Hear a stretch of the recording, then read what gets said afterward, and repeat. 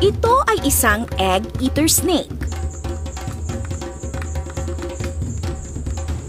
Sa unang tingin ay masasabi nating mukhang hindi yata kakasya ang malaking itlog na ito sa kanyang bibig. Dahil tingnan nyo naman kung gaano kaliit ang kanyang ulo kumpara sa laki ng itlog. Sa simula ay tila nahihirapan siyang ipasok ang itlog sa kanyang bibig. Ngunit maya't maya ay may ibubuka pa pala ang kanyang panga. At slowly but surely, unti-unti niyang nalulunok ang malaking itlog.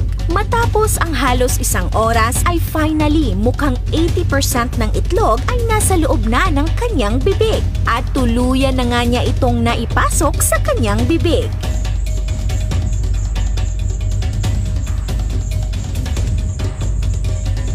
Maraming species ng egg-eating snakes. May parang cobra ang kulay at pattern ng kanyang balat tulad nito. At ang isang ito ay niluwa ang 7 itlog ng manok na galing sa isang farm sa Kerala, India. Ang species na ito naman ng egg-eater snake ay nakakamanghang tingnan ang galawan ng defensive stance nito.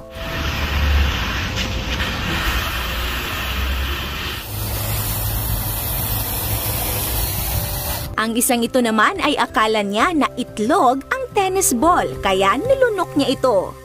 Mula sa pangalan nito, ang egg-eater snake ay unique dahil sa kanilang kakaiba na diet, ang kumain ng itlog. Kasama sila sa Colubridae family at ang pinaka-common sa mga egg-eater snakes ay ang Dasypeltis scabra o rhombic egg-eater. Ang average na haba ng rhombic egg-eater ay 55 centimeters, pero ang maximum length naman nila ay umaabot ng 1.5 meters. Ang mga egg-eater snakes ay nocturnal, kaya aktibo sila sa gabi. At kung sakaling makakita ng ganito, hindi daw dapat ito katakutan. Bakit? Maliban sa wala silang mga pangil o ngipin, hindi rin sila venomous. Ang rhombic egg-eater snake ay classified as harmless ayon sa African Snake Bite Institute. Meron pa ngang ilan na nag-aalaga nito at ginagawang pet ang isang egg-eater snake. Ang species ng ipinakita nating egg-eater snake kanina ay Dasypeltis medechi. Ang mga egg-eater snake ay may kakayahang huminga habang nilulunok ang itlog. Ang kanilang flattened trachea ay umaayon sa hugis ng itlog, kaya kahit may kinakain silang napakalaking itlog, tuloy-tuloy pa rin ang paghinga. Pero paano nila nababasag ang itlog nang walang ngipin at hindi kinakagat? Narito ang nakakabilib na parte, mga ka-awesome. Ang kanilang cervical vertebrae sa spine o buto sa leeg ay may matutulis na projections na ginagamit nila para durugin ang shell. Pagkatapos nilang basagin ito, sisipsipin nila ang likido sa loob ng itlog at iluluwa ang basag na shell.